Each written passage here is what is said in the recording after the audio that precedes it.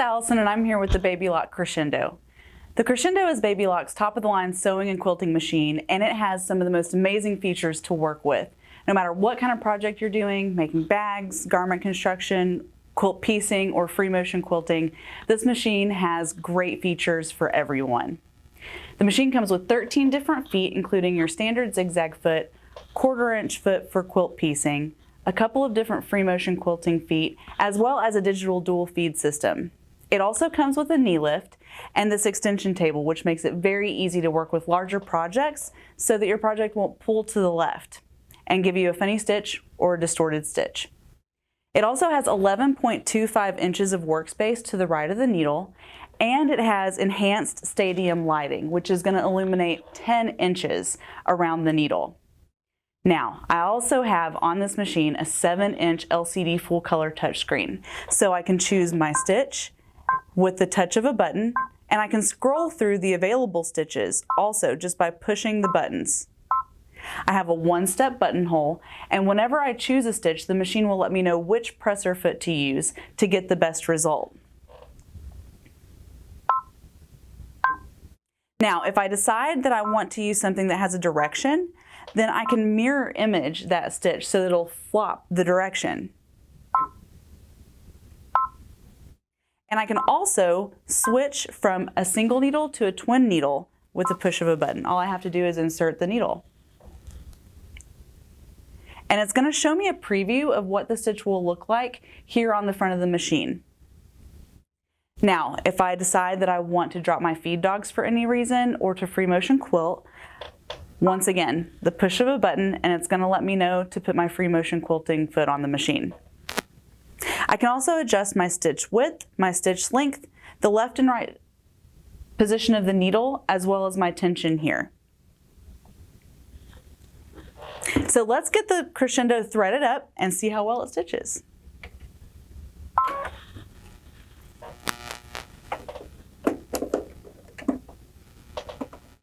With this machine, we have what we call a never miss automatic needle threader. And what that means is all I have to do is follow the lines here on the front of the machine, position the thread where it needs to be, and push one button, and it's going to thread the needle for me. The bobbin case is also a quick set, easy drop-in bobbin case. So I have a diagram on the front of the machine to let me know which direction to put the bobbin in. And there we are, we're ready to sew. Now, as I begin sewing, it's going to give me a nice straight stitch. I can speed it up or I can slow it down. And then on the front of the machine, I have a couple of different options. I can either backstitch or I can do a tie-off. So for this, we'll do a tie-off. And then I can trim my thread. And I can either lift my presser foot with the touch of that button, I can reach around and use the lever on the back, or I can use the knee lift that comes with the machine.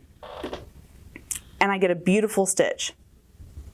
Now, some of these features that come with the push button, I can also automate. So when I highlight this button that looks like my backstitch, it's going to automatically backstitch for me when I start my row. And then when I get to the end of the row, all I have to do is hit the backstitch button on the front. It's going to backstitch for me again. I'll trim my thread and lift the presser foot. Same quality stitch. Now I can also automate that thread trimmer too. So when I start this row, it's going to backstitch for me like we saw before. And then when I get to the end of the row, I'll hit the backstitch button again. And this time it'll backstitch and trim the thread. The only thing I have to do is lift my presser foot. Now I can also automate that presser foot lift by highlighting this button here that looks like a presser foot. So when we start stitching, same thing, I'm going to get my automatic backstitch. And then when I get to the end of my row, when I hit the backstitch button, it's going to backstitch, trim the thread, and lift my presser foot. This is really fantastic if you're doing a lot of quick sewing or chain piecing, because it's going to save you time and resources. You're not going to have to touch a whole lot of different buttons to get the machine to do everything that it needs to. You push one button and it does the job for you. It also saves you a lot of thread, because after each row you don't have to pull the fabric out, trim the thread, and have 6 to 10 inch tails on every piece. Now, the last button that we touched here with the presser foot, that's called a pivot function, and that serves two purposes. Not only will it lift your presser foot at the end of a row, but if I need to move my fabric in the middle of the row, it'll let me do that too. Let me show you how that works. When I start stitching, I'm going to get my back stitch, but then let's say I need to make a turn in my project. The machine is going to sink the needle into the fabric, lift my presser foot, so all I have to do is move my fabric around the needle. When I put my foot down on the foot controller, it's going to lower the presser foot and continue to stitch. And then when I take my foot off of the controller, it drops the needle and lifts the presser foot again. This is also very handy for chain piecing and also for garment construction and making bags.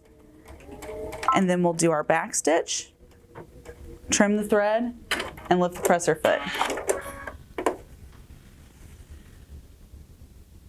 Now I have one other button here on the front of my screen, and this one has a little red beam on it. So with this button, what I can do is I can give myself a guide on my fabric so that I can see where I need to be stitching. I can either make this a positioning beam, or I can make it match up with my needle so that I can see where my stitch is going to be as my fabric moves forward in the machine. And I can also change the position of the laser beam, left or right. And another very exciting feature that works with this laser beam and the needle positioning button is what we have here on the side, and this is my sensor pin. My sensor pin is going to let me be a little bit more precise with placement. So when I touch the sensor pin button on the machine that looks just like my pin, I can either choose to work with the laser beam or the needle or my stitch length. When I touch the laser, I can tell the machine where to position the laser within my stitch width. And it'll move it back and forth.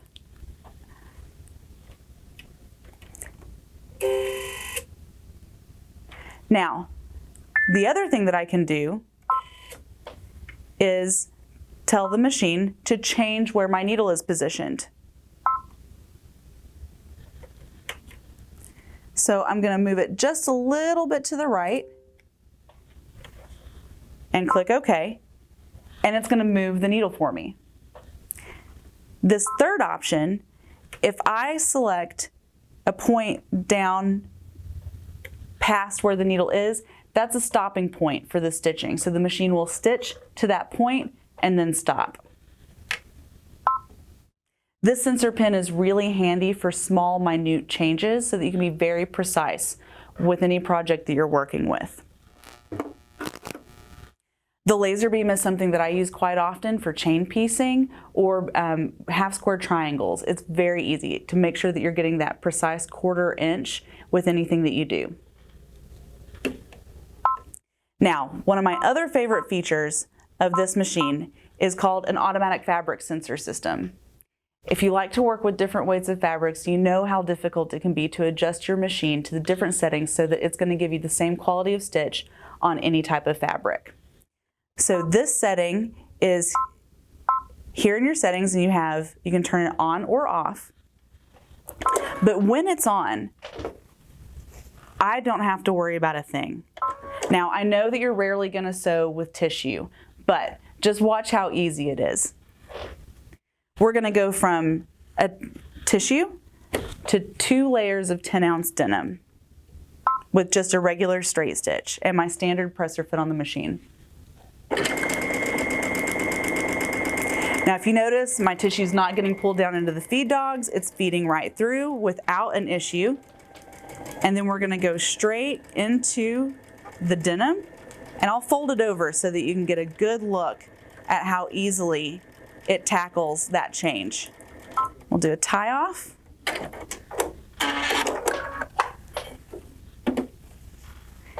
And it's going to give me a beautiful stitch on the front and the back. No issues going between. So if you're used to working with a tulle and having issue or satin and having something pull down into the feed dogs, you're not going to have to worry about that with the Crescendo. And that was with the standard presser foot too. One of the other things that we need to show you is called the digital dual feed. Now, if you're working with a lot of heavy layers like denim or even just multiple layers of cotton, the digital dual feed is going to make sure that you get a nice even pull through the machine, and it's going to give you the same pressure on the bottom feed dogs as it does the top. So the digital dual feed is an electronic walking foot, but it's a little bit more advanced than a walking foot because it has a belt system in it. So instead of having feed dogs that come down, the belt gives you a nice even feed. You can get different soles for the digital dual feed. You can get a 1/4 inch, you can get a stitch in the ditch or an open toe, so that you have all the same options, most of the same options that you have with regular presser feed. So the only thing that we need to do to change this is we need to take off the standard foot and replace it with the digital dual feed.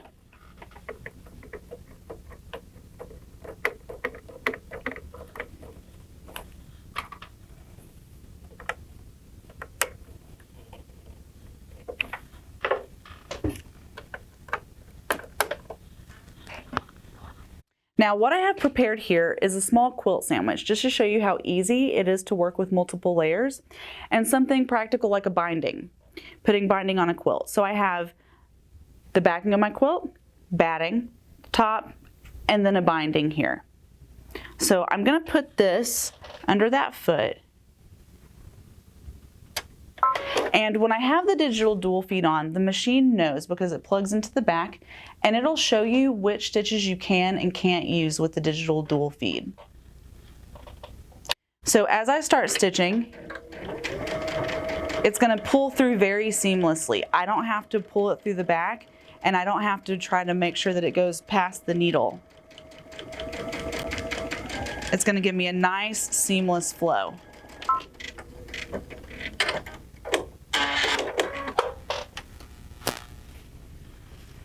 There we go. Now the digital dual feed is also really good if you're working with half square triangles because it's not going to stretch your fabric. If you're doing something working on the bias, it's going to make sure that the fabric stays in place and pulls through evenly and doesn't stretch. Also, if you're putting a border on a quilt, then it's going to make sure that you don't sew too much fabric into it and end up with it being different sizes than you need it to be. So this is the Baby Lock Crescendo. We would love to show it to you in person and let us know if you have any questions.